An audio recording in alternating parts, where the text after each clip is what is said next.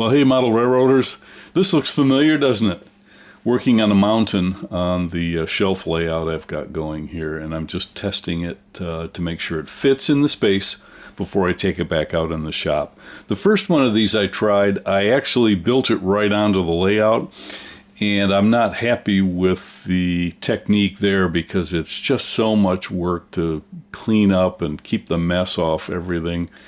And it was hard to put all the foliage and things on such a vertical surface. So this time I'll make all my mess out in the garage, and I'll be able to lay it down when I do the landscaping part of it. And so let me take it back off the layout, go back out in the garage, and I'll give you an idea of how I constructed it.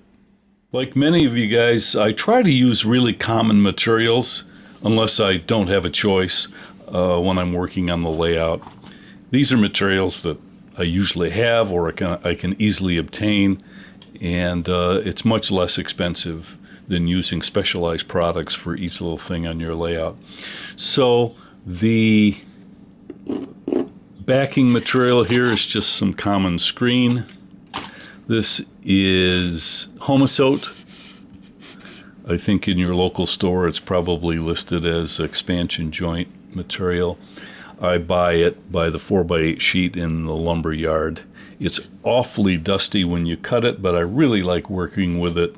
Other than the dust, I know it's old school, but I really enjoy working with the Homosote. So I cut these panels.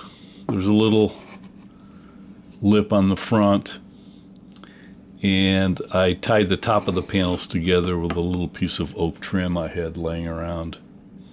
And then for the actual material, it's just joint compound. I buy a big bag of that stuff, and it lasts me for a long time. And I can do so many different things with it, and it's really inexpensive. Probably doesn't dry as quickly as plaster does, but I'm used to using it, and it's a terrible mess. Any kind of plastering is a mess, but I'm doing this one out in the garage, so I don't really care about the mess. I'm just going to paint over the joint compound that I did yesterday with some paint. This is, I got a whole gallon of paint for like $9, and it's just kind of generic brown. And it was one of those deals where when you go to the paint department, sometimes people mix up a color and they're not happy with it and they return it. And you can buy them real cheap, and so I happened to find a generic brown there, so that's what I picked up, and I'm using it for a little bit of everything. I've got to do a little tiny riverbed today and another scenic feature for a corner, and I'm going to use this generic brown for everything. The joint compound does take overnight to dry. If you put it on really thick, it takes a little longer than that. But it's so inexpensive and easy to work with other than the mess. And most of us are really familiar with that product for drywalling and doing other things. I will be modeling an area out east, kind of New York, Pennsylvania type stuff. So the actual surface of this really is not super critical. If I were getting into modeling the shale that they have out there, then it would require a little more attention to detail. But where I'm from, most of the ground is covered with foliage and trees and bushes and plants, so it's mostly green. It's an area that was carved out by glaciers, so all the little mountains are rolling hills, and there's little valleys where people settle in between the hills. And so the actual surface of this doesn't make all that much difference. Most of it will be covered up.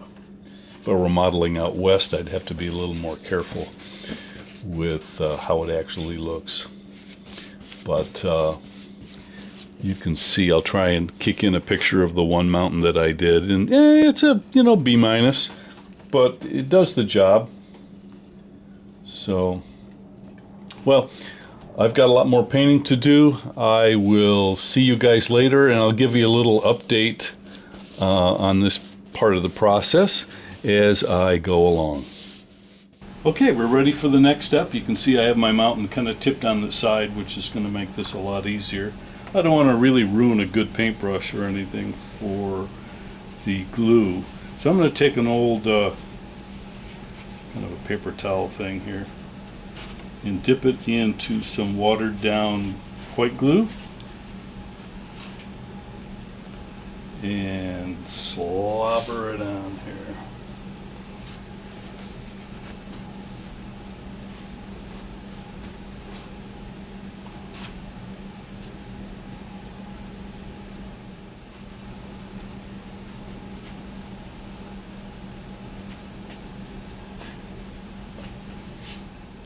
And then we'll take some fine turf green.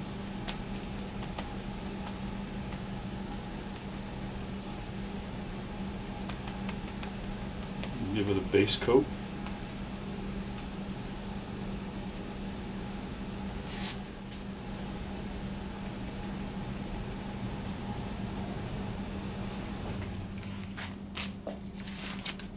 And then I'll smush it around a little bit with a foam brush.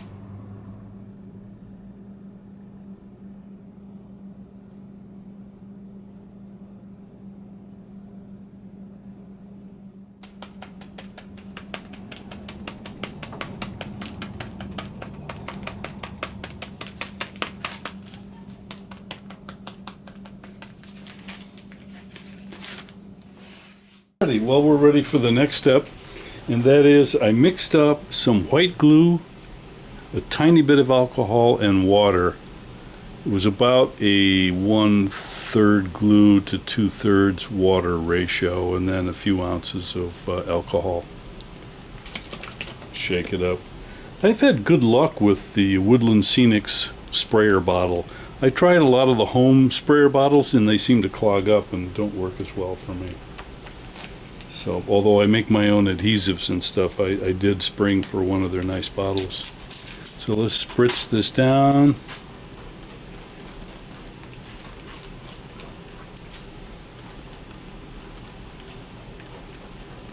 Another reason for doing this in the garage here. This makes a terrible mess. And let's sprinkle on some coarse turf.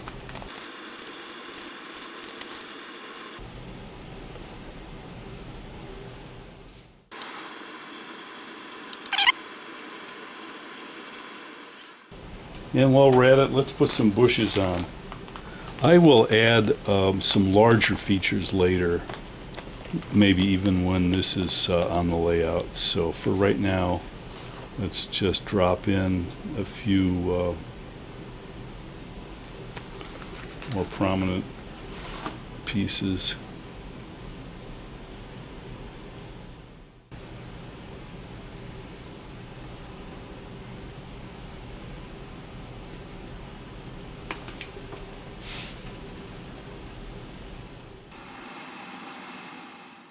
Well, we're just about done on this little piece.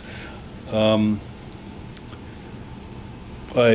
took a little black spray paint and sprayed a few things on the inside, and then I took some foil, some crinkled up tin foil, sprayed that black and attached that on the back of the mountain so that when you're looking in at these angles you won't see any of the woodwork or any light colors, things like that. And then I don't know what I'm going to do with the surface, but for right now I just kind of made it a kind of a concrete gray, and we'll see what goes on with that later. Well, here's the mountain back on the layout, and most of the messy stuff is done. Once I get scenic material down here on the ground, then I can finish the spot on the mountain where it actually joins the layout and maybe add a few trees and do a few other things. You can see here that I added a sort of a false drop in the back, and that is because it just looked too severe to have it chopped off, and I noticed that the lights were creating a shadow on the background that was sort of that shape anyway. So I decided to scenic a little false back to kind of blend the mountain back down into the layout. I'll see if I can give you a little close-up view of that. Alrighty, thanks for spending the time watching, and I'll see you dudes later.